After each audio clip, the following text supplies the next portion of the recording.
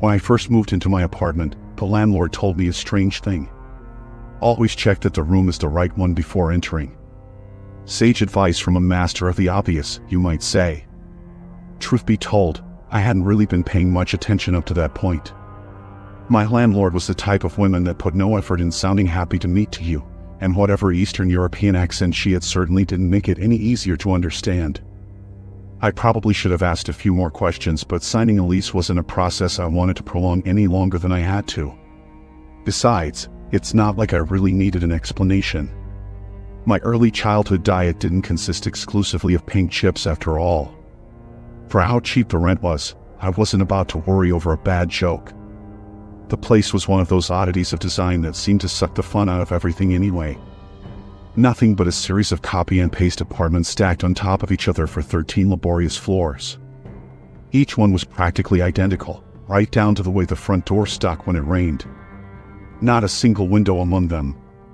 They even came furnished with a full set of drab appliances and furniture, devoid of any particular style or taste. It's like living in a filing cabinet. Sterile and lacking a life of its own. You'd think we all lived in alphabetical order and referred to each other by apartment numbers. My accountant would love this place.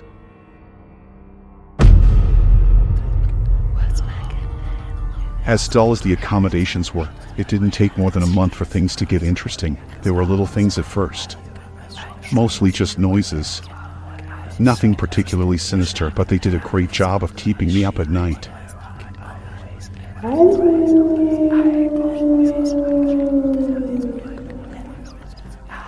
One night I'd hear unintelligible whispers coming from my neighbor's bathroom that lasted for hours. The next I'd swear I heard far-off wolf-like howls from the floor above despite a rigidly enforced no-pets policy. Once I even caught the unmistakable sound of crashing waves on sandy beach from an apartment on the 6th floor. Occasionally, I would hear the noises coming from rooms in my own apartment. However, nothing would be out of place when I checked. I may have forgotten to mention that I live alone.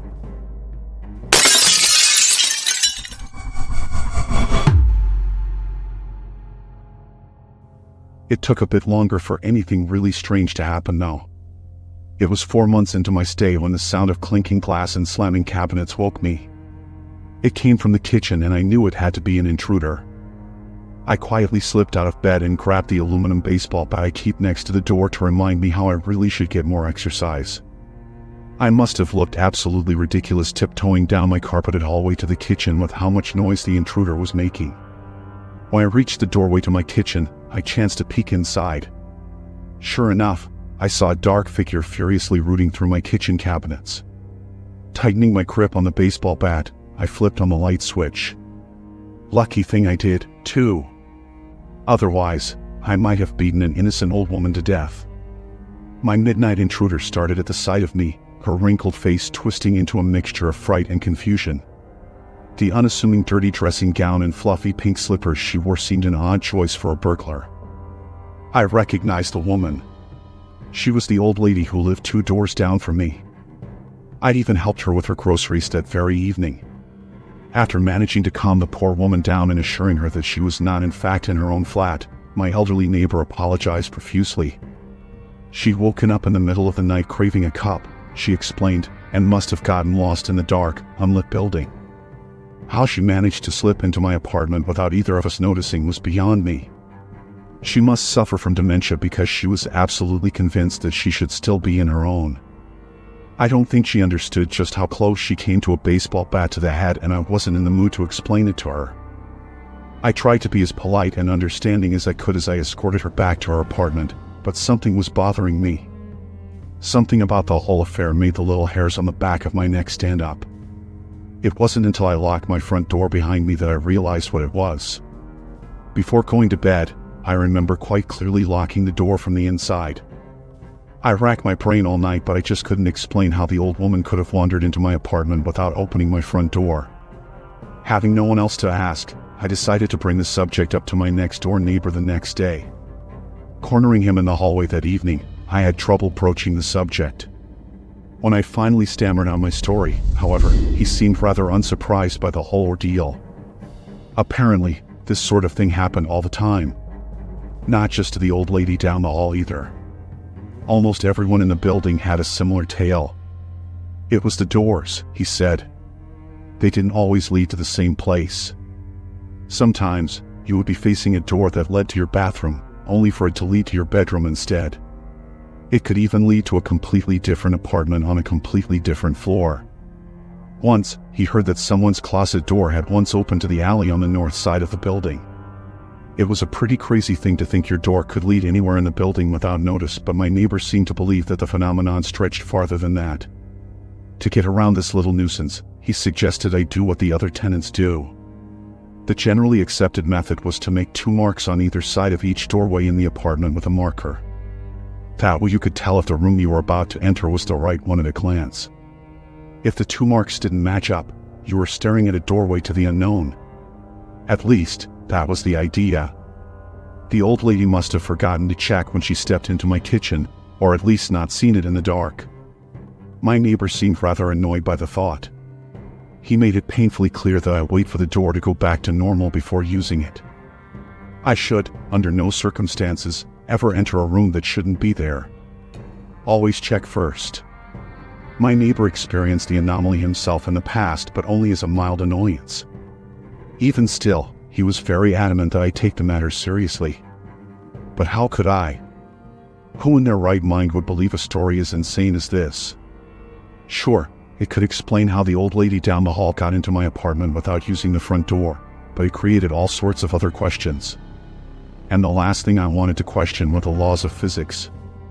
Mass hysteria, it had to be. A building filled to bursting with lunatics. In the end, I found it simpler to write my neighbor off as a head case and move on with my life. However, I did as he suggested.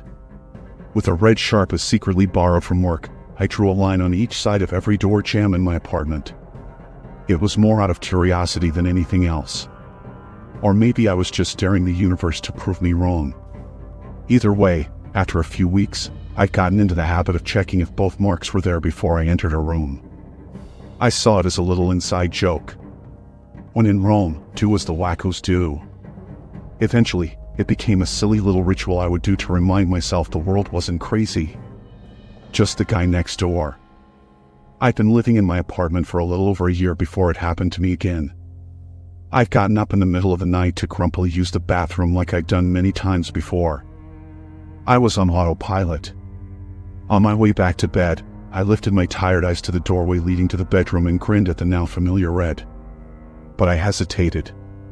There was only 1 mark. Though only lit by a small lamp in the hallway, I was absolutely sure there was no red mark on the bedroom side of my door.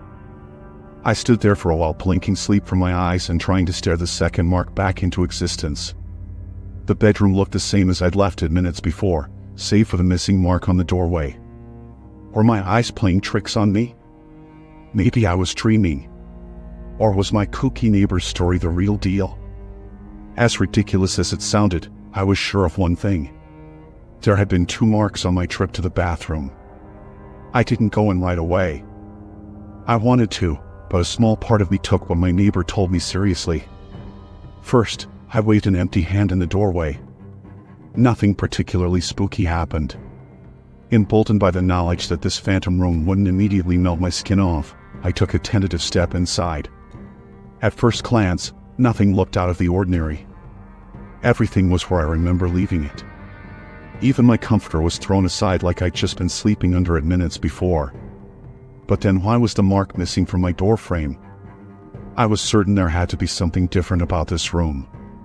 In that moment, my neighbor didn't seem so crazy, and all I needed to prove it was to find what was wrong with this room.